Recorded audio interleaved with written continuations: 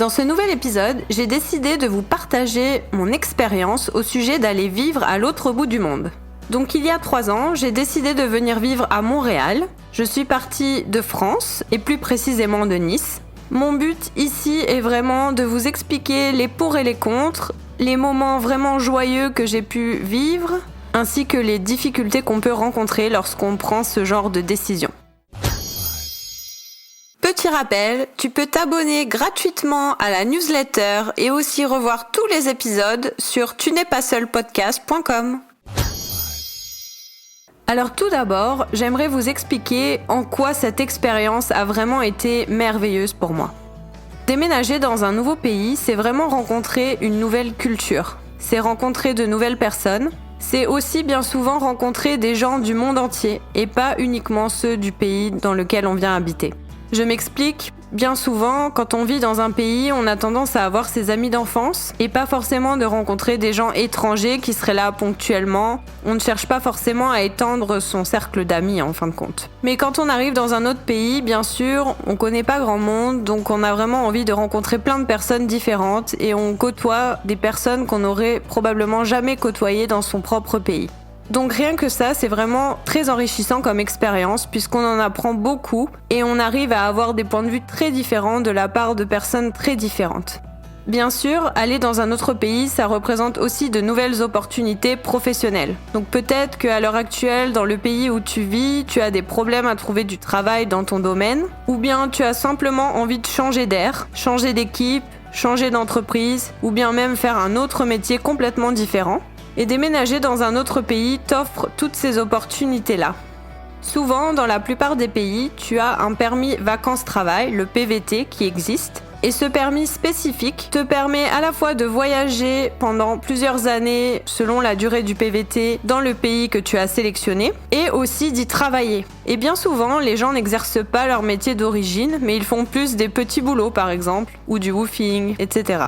Aussi, si tu viens d'une petite ville et que tu décides de déménager dans une grande ville, tu vas forcément avoir plus d'opportunités professionnelles. Si tu veux vraiment exercer ton métier d'origine, il faut vraiment vérifier qu'il y a des opportunités de ce point de vue-là avant, bien sûr, de faire le choix de déménager. Ensuite, aller dans un nouveau pays, c'est aussi découvrir bien entendu des nouveaux paysages. Bien souvent, dans son pays d'origine, on ne fait même pas l'effort d'essayer d'aller visiter autour de soi. On n'a pas cette soif de découvrir tout ce qui est aux alentours. Alors que quand on déménage dans un nouveau pays, on a envie de tout découvrir, on a envie de tout connaître, on a envie d'aller partout, de découvrir tout. Et cette soif de découverte est vraiment quelque chose qui est vraiment génial, une expérience très agréable à faire également. Bien sûr, partir loin de ses proches, de ses habitudes, sortir de sa zone de confort, ça nous permet de gagner aussi beaucoup d'autonomie, puisqu'on se retrouve un peu livré à soi-même, on ne peut pas forcément s'appuyer sur les autres puisqu'on ne connaît personne. Et de mon point de vue, c'est vraiment quelque chose qui aide énormément à grandir et, comme on dit, à couper le cordon. Aussi, bien évidemment, quand on change de pays, bien souvent, on va changer de climat. Donc par exemple, si tu viens d'une région très pluvieuse de France et que tu n'aimes pas ça, c'est peut-être le moment pour toi de choisir un pays très ensoleillé où tu vas pouvoir aller à la plage tous les jours par exemple. Aussi, pour certaines personnes, on est des fois dans un moment de nos vies où rien ne va plus, on a besoin de changement, on a besoin que les choses bougent et on a vraiment très envie de repartir à zéro. Donc partir dans un autre pays, c'est vraiment aussi une occasion, une opportunité de repartir de zéro, de se faire des nouveaux amis, d'avoir un nouveau travail, d'avoir un nouveau chez-soi, d'avoir d'autres habitudes. Bref, vraiment un renouveau, comme une page blanche à réécrire.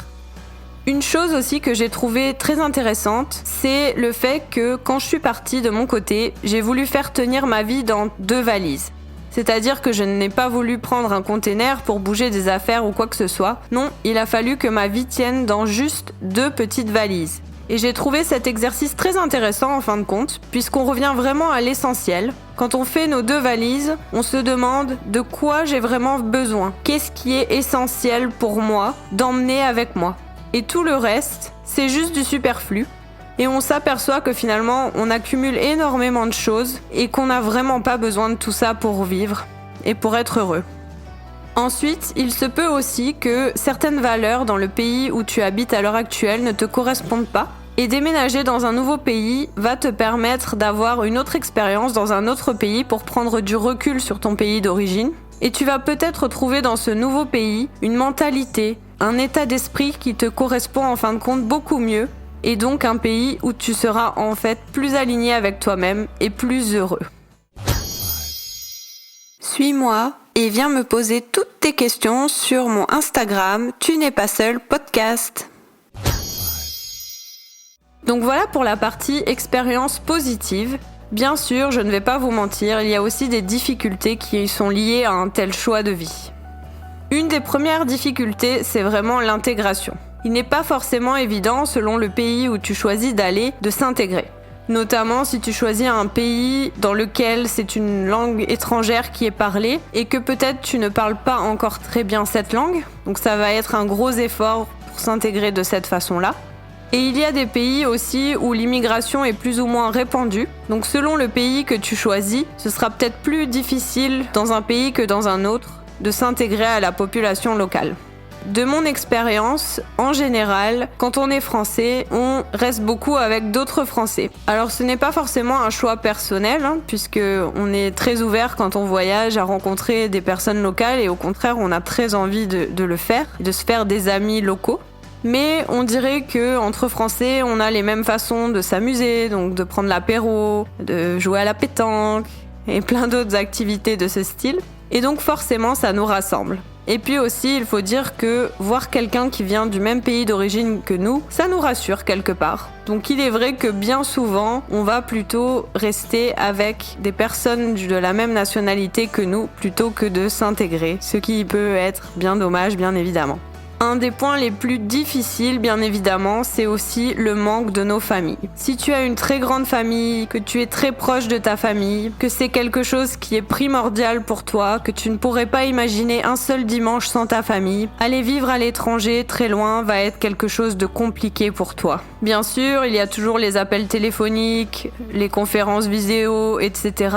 Mais ce n'est jamais pareil que de partager un moment en famille, bien évidemment. Aussi, il faut bien penser que si un membre de sa famille tombe malade, il y a un sentiment de regret, de culpabilité de ne pas être proche de la personne qui s'installe en nous et qui est très difficile à vivre. La situation est encore pire, bien évidemment, avec le Covid à l'heure actuelle, puisqu'on ne peut pas voyager du tout comme on le voudrait. Donc moi, c'était une des conditions primordiales pour moi quand je suis venue ici, c'est d'être rassurée à l'idée que quoi qu'il arrive, je pourrais prendre un avion et en 7h30 être avec mes amis ou ma famille. Mais malheureusement, en temps de Covid, ce n'est pas le cas. C'est beaucoup plus compliqué de voyager maintenant. Donc c'est quelque chose aussi à prendre en considération. Et bien évidemment, même si en temps normal, on peut voyager comme on le souhaite, cela est bien sûr très onéreux, notamment dans les périodes les plus importantes de l'année comme Noël. Les prix des billets d'avion s'envolent et il est beaucoup plus difficile d'avoir le budget pour pouvoir être avec sa famille et ses amis pour Noël. Comme je le disais, qui dit nouveau pays dit climat différent. Bien sûr, ça peut être quelque chose de très positif, mais ça peut être aussi quelque chose de difficile à vivre. Donc par exemple, il y a des pays, notamment au nord de l'Europe, où il y a beaucoup moins de soleil dans la journée, durant l'hiver notamment, ce qui peut être très problématique quand on n'a pas l'habitude.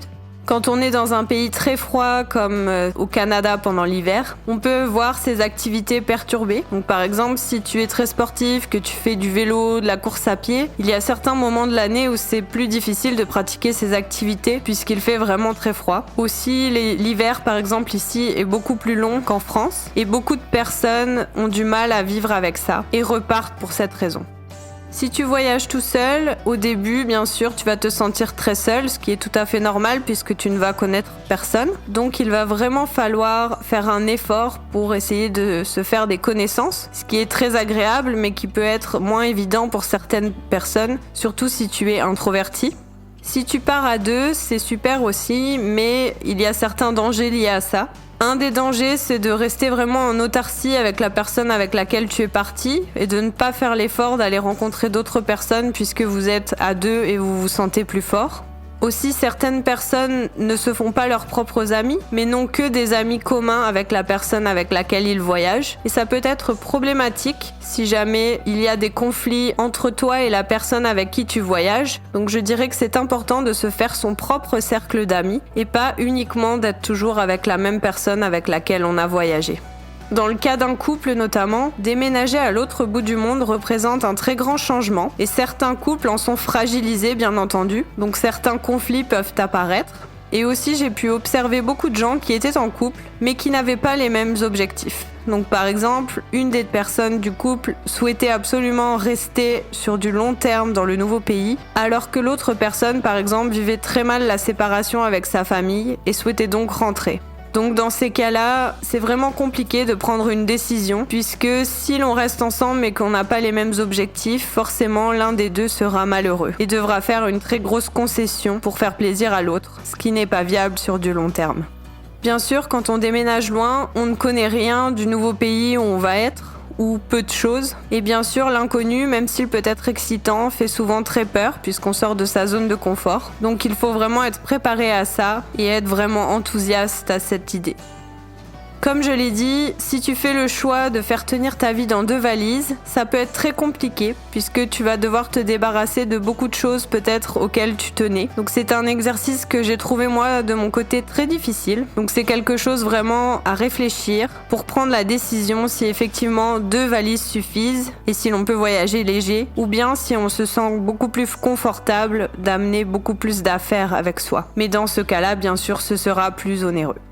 Un autre facteur très anxiogène, ce sont les démarches administratives. En effet, si tu souhaites rester sur le territoire, ça peut être très compliqué administrativement. Ça peut être très cher aussi. Et aussi, certains permis de résidence sont conditionnels à ton emploi. Ce qui veut dire que si jamais un jour tu es viré, tu vas devoir quitter le pays. Donc c'est une situation assez stressante que certaines personnes ne supportent pas, car ce n'est pas vraiment très stable. Et les procédures sont vraiment souvent très longues pour pouvoir être habilité à rester sur du long terme dans un pays donné.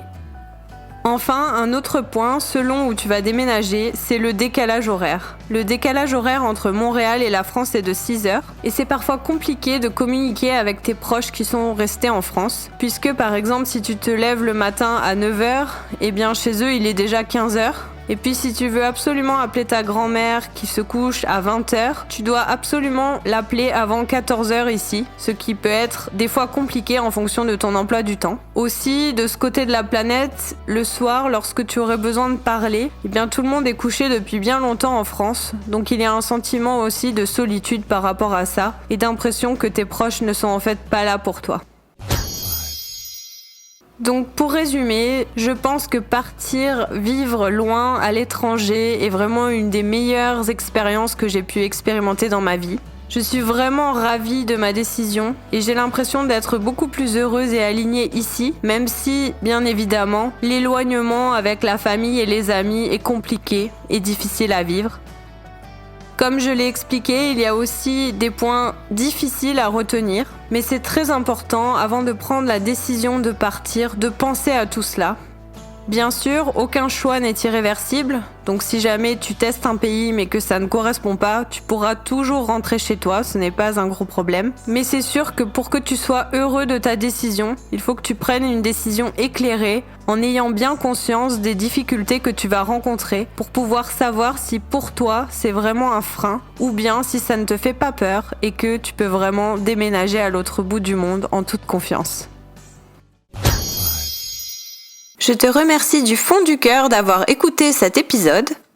Si tu as aimé ce podcast et que tu penses qu'il pourrait être utile à d'autres personnes, laisse un avis sur Podchaser.